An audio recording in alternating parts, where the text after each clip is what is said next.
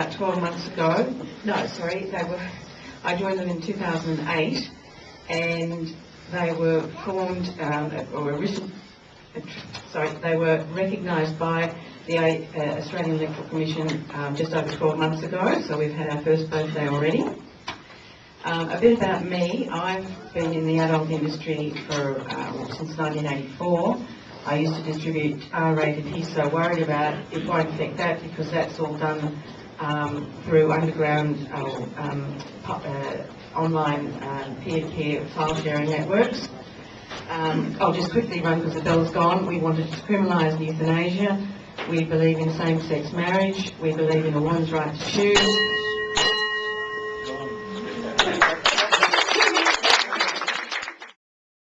Introduce myself. My name's actually Julie, not Julia. There's a very famous Julia, but I'm not her, obviously. And you pronounce my last name Worsley, like Ben Worsley, the reporter. So that's called Julie Worsley. And I'm actually a teacher most of the time, except ideas are equally important as each other. And I've actually been involved in an organisation called Ryde from its beginnings, which is standing for Residents Against Inappropriate Development. Now, the main reason that got me personally motivated to do this was what I perceived as an erosion of our democratic rights. Because last year, the New South Wales Labor government changed the law to take planning rights away from local councils, which is what I got upset about. And it actually impacts me personally as well, in that public housing are building 23 units in my street that previously had 6 houses with 6 parking spaces and 2 disabled spaces for the 23 units. But anyway, okay, that's it. Thank you. Thank you. I'd like to first acknowledge the traditional custodians of this land and their ongoing contribution to our society. Like Julie and Tony, let's talk about the economy. The Greens are committed to a sustainable economy, which means an economy in balance with the environment. Now, I know the Greens are always banging on about this, but really our level of consumption and pollution has become unsustainable on this planet. If everyone were to consume and pollute as much as we Australians do, we'd require several planet Earths to get our natural resources and 6 for our waste. It's not a model of a sustainable economy. Our focus on coal mining and burning fossil fuels is very short-sighted. Not only is the pollution wrecking our climate and our natural environment, and of course our tourism industry, like the Great Barrier Reef and our farms and our food, but it's holding us back from becoming a world leader in renewable energy industries and all the accompanying jobs and opportunities in research, production, installation and export that this would entail. Now, we know that the quick action of our government with a stimulus package helped us avoid a recession and severe unemployment. What's not so well known is the coalition blocked this and the stimulus package, and without the support of the Greens and several useful amendments, the stimulus package would not have gone ahead and thousands of jobs would have been lost. The Greens have also proposed many initiatives for small business. The first is a fairer resource rent tax.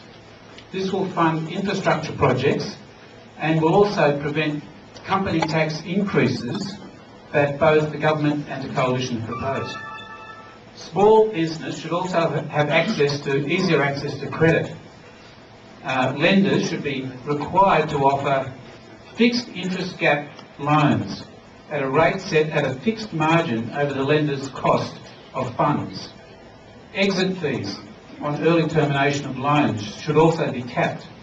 And there should be portable bank accounts for small business to improve competition so that you can switch banks without fees.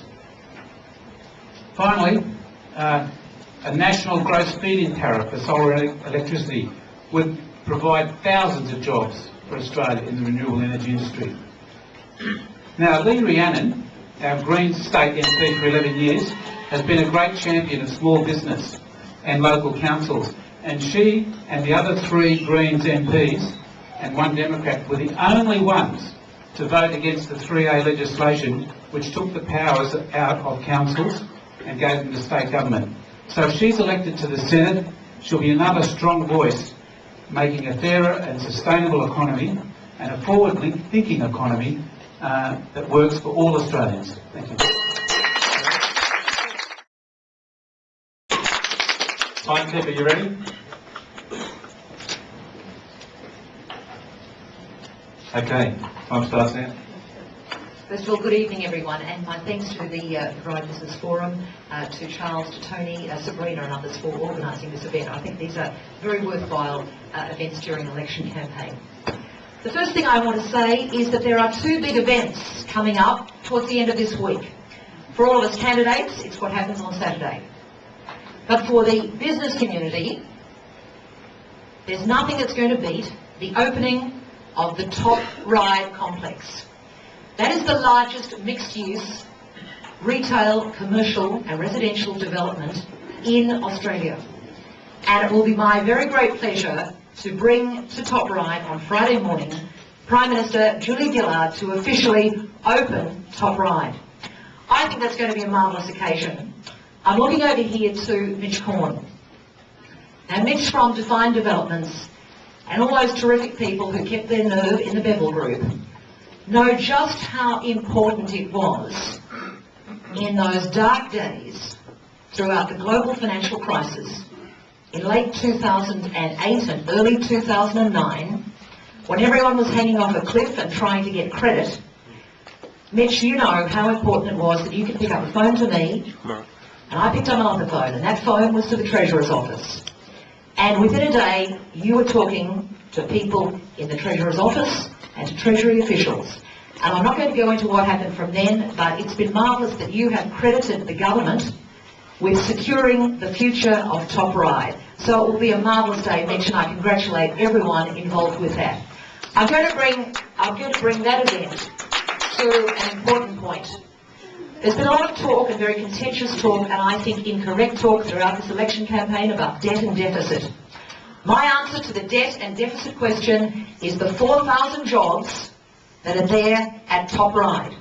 4,000 jobs because of the way the Labor government secured the financial stability in this country, provided 2 stimulus packages which kept the country working. You can argue uphill and down dale about the contentious details, but we have 5.3% unemployment today and 4% unemployment in this area and 4,000 jobs at Top Ryde because of the way the Labor government held its nerve. I'll finish on a couple of other important points. A smart society invests in its people. You do that by investing in health and education and in the infrastructure of our cities. If you choose to put your faith in me once again on Saturday, and if the Labor government is returned, I can assure you that the rail link from Epping to Parramatta will be built, contracts will be signed next year, and construction will begin in our next term. If the Liberals are elected, there will be no rail link, but I can assure you you'll get a lot of talk about boats. Now. Good evening, ladies and gentlemen, and fellow candidates. It's nearly over. We've shared this trip together, and it's a character-building trip, and it takes a lot of character to undertake such an event. I'm going to stick with some simple facts that I think are at the core of this election. We have a very simple decision between going down one track or another. Simple facts are, in 2007, we had a surplus of $22 billion and $60 billion in future funds. We have had record spending, record waste, and we now have $57 billion of debt. Our debt goes up at the rate of $100 million a day. Now, had we had worthwhile infrastructure from this spending, there could have been some mitigation. But when it's gone in mismanagement and waste, when it's gone in school halls where school halls weren't required, when it's gone in pink bats and there were rip-offs, then there was examinations, and then there was replacement. That is not giving us value. So you've compounded the problem of unintelligent spending, waste, but the problem remains the money has to be paid back. This has been a reckless government. It was a reckless policy decision when Julia Gillard promises the difference between her and Kevin Rudd will be that she will consult the Cabinet in every decision. And what did she do last week? She announced a $2.6 billion railway line that wasn't even on New South Wales state government's 10-year plan. The priority is the North West Link, the South West Link. We concur. Barry O'Farrell's Liberal Party concur.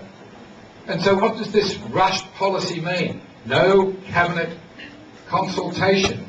Where did the investigation go that gave Julia greater knowledge than the state government or the opposition of this state? Does she put in peril the building of the infrastructure that we're so keen to have, the North West Link, which will serve us better, the South West Link? Because, or was it because there is 5 marginal seats that will be impacted by the Epping to Parramatta railway line? You get to make the decision whether this is a well thought out policy, really worthwhile infrastructure, or is it a promise that will never be delivered? It's your choice on Saturday.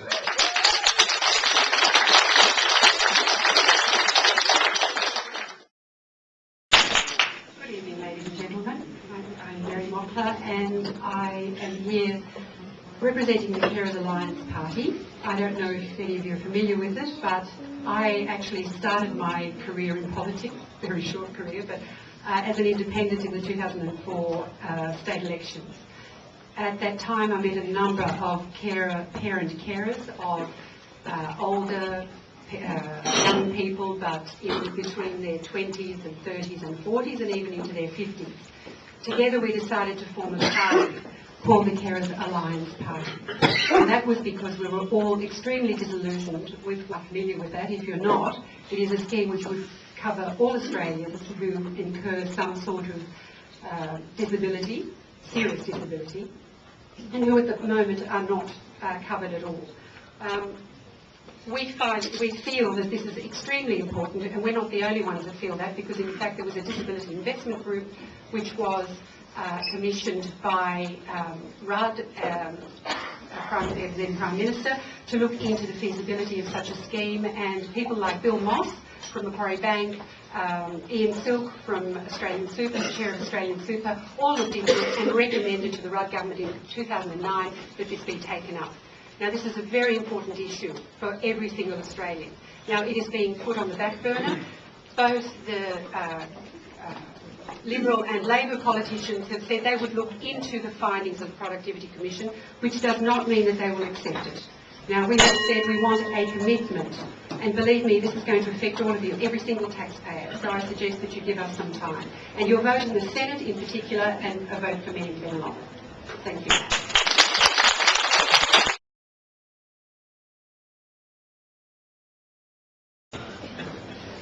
Good evening, and thanks for the hub and the chamber. Climate skeptics, we came out of nowhere about 3 years ago. A lot of like-minded people decided something had to be done about the way our economies were being taken over by this so-called climate science, and how it was trickling all the way through economic policy.